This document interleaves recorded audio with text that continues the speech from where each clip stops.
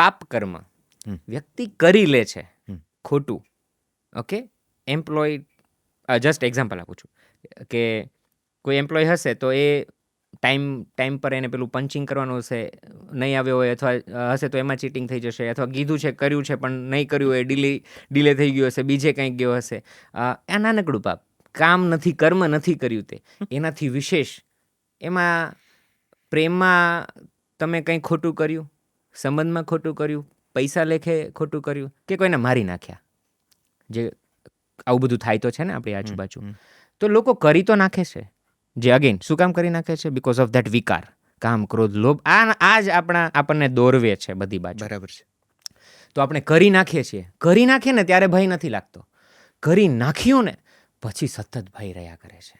વાહ. કે મેં આ ખોટું કર્યું, મેં આ ચોરી કરી હતી તો પકડાઈ જઈશ, તો વાહ. મેં અફેર કર્યું છે હવે પકડાઈ જઈશ તો. આ બધું ભય થયા કરે છે આપણને. આઈ થિંક 6 થયા, ઓકે. બટ ઓવરઓલ આ બધા ભયો આપણને ડિસ્ટર્બ કરે છે. તો ભૂત પિશાચ નિકટ નહીં આવે, મહાવીર જબ નામ સુનાવે. હવે મહાવીર, આપણે મહાવીર પણ એક આપણે ચરિત્રને એક થઈ ગયા કે મહાવીર. હવે એ કેવા રાજા હતા? આપણે જો એના ચરિત્ર વિશે જાણીએ ને તો એ બહુ પાવરફુલ રાજા હતા. વ્યક્તિની પૂજા અથવા એની મહત્તા ક્યારે થાય કે આઈ નો આઈ કેન ડુ ઇટ, અને છતાં ના કરે ને કે મને મારામાં શક્તિ છે તને પાડી દેવાની અને કરી દેવાની, છતાં હું ના કરું, તેને મહાવીર કહેવાય. સો આપણે બુદ્ધ અને મહાવીર જે આપણે સમજીએ છીએ, મહાવીર એવા હતા, એની પાસે બધું જ કરવાની ક્ષમતા હતી, છતાં એણે પસંદ કર્યું અહિંસા, શાંતિ. So that is because of Mahavir. હવે હનુમાનજીને આપણે મહાવીર તરીકે જ્યારે વીર યોદ્ધા તરીકે ફીલ કરીએ છીએ, તો આ ચોપાઈઓના રટણ, આ ચોપાઈઓનું અધ્યયન, આ ચોપાઈઓનું પઠન આપણને આ બધું જ્ઞાન જ્યારે આપે ને, કેમ કે જ્ઞાન વિના મુક્તિ નથી. અગેન વચ્ચે લઈ લો, એક ચોપાઈમાં આનું એક્સપ્લેનેશન કર્યું છે. મારે આઈ થિંક ભૂલ થઈ ગઈ, પહેલી જ ચોપાઈ લેવી જોઈતી હતી, ગુરુ વિના તો શરૂ કેમ થાય. આપણે લઈએ હમણાં. તો એક એમાં આવે છે એ શ્રી ગુરુચરણ સરોજ રજ. એ ચોપાઈની અંદર મેં ભગવદ્ ગીતાના 7મા અધ્યાયનો 16મો શ્લોક, ચતુર્વિદ્યા ભજન્તે સુકૃતો અર્જુના. 4 લોકો જ ભજે છે મને, 4 લોકો જ ભજે છે મને. દુઃખી, જેને સુખ સંપત્તિ જોઈએ છે તે. જિજ્ઞાસુ, જેને જાણવું છે. ચોથું જ્ઞાની. અને ભગવાનને શું પસંદ છે એ બધા પોતપોતાના અર્થ કરે. ગીતાજી વાંચીએ તો આપણને સૌના પોતપોતાના, આપણે કોઈને સાચું ખોટું ના કહી શકીએ, પણ મને એવું લાગે છે જ્ઞાનનો માર્ગ બહુ સારો છે.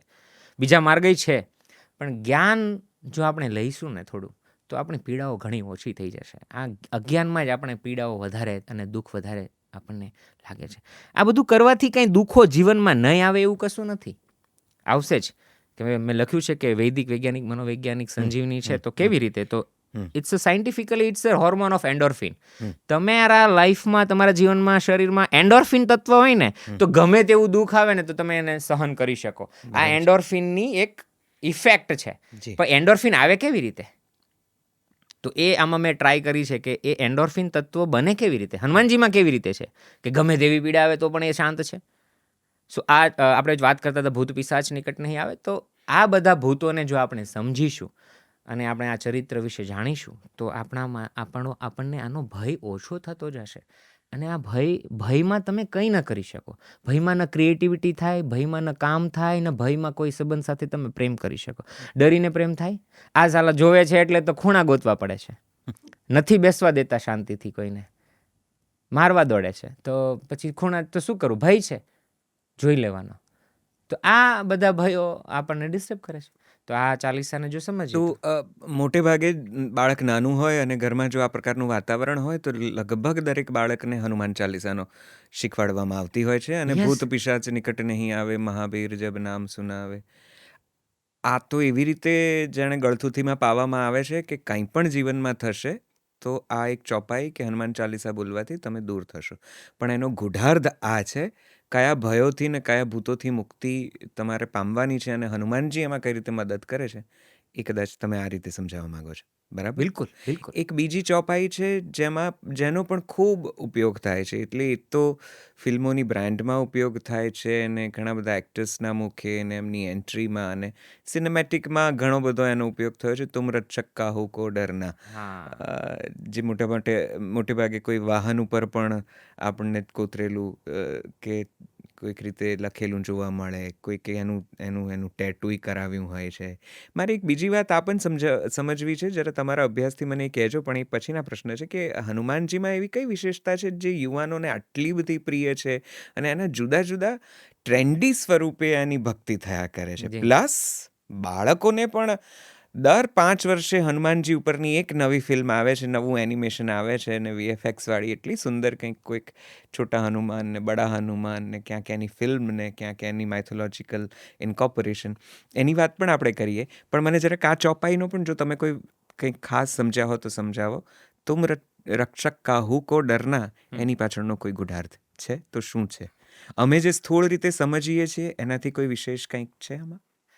એની આગળ લાઈન છે, જી. અધૂરી ચોપાઈ છે. જી, of આગળ course, છે of course. સબ સુખ લહે તુમ્હારી તુમ્હારી સરના, શરણા, તુમ તુમ રક્ષક કાહુ કાહુ કો કો ડરના. આપણી બધી ભાગમ ભાગ શેના માટે છે? કોઈ પણ ભાગમ ભાગ કંઈક શાંતિ જોઈએ છે, કંઈક પ્રાપ્ત કરવું છે. અચ્છા, આપણે સાયકોલોજીકલી સ્ટડીઝ છે કે કોઈ પણ વ્યક્તિ કાંઈ પણ કરે છે એની પાછળનું કારણ શું, આવું શોધવાની કોશિશ કરી. તો અલગ અલગ સાયન્ટિસ્ટોએ અલગ અલગ રીઝન આપ્યા. આપણું ભારતીય દર્શન ફિક્સ છે.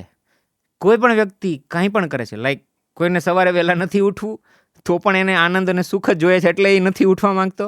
અને કોઈ વહેલા જાગીને દોડવા જાય છે કારણ કે એને શરીર તંદુરસ્ત રાખીને સુખી થવું છે. At the end goal is સુખ. સુખ અને આનંદ, અને એ જ પ્રાપ્ત કરવું છે. તો આ ગોલ છે આપણો.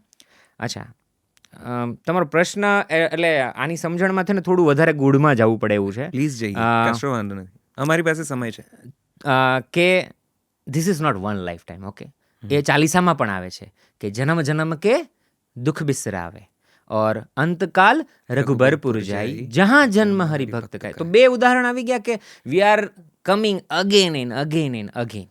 ઓકે, તો આ તો અત્યારે આ જન્મમાં આપણી બેની આ ઉંમરને આ કામ થયું. આ જીવ જે છે ને એ આવે છે આવે છે આવે છે. તો આ જીવને તો ખબર જ છે કે તત્વ ક્યાં છે. આપણે ખોટું કરીએ છીએ ત્યારે આપણને નથી ખબર કે સાચું શું છે.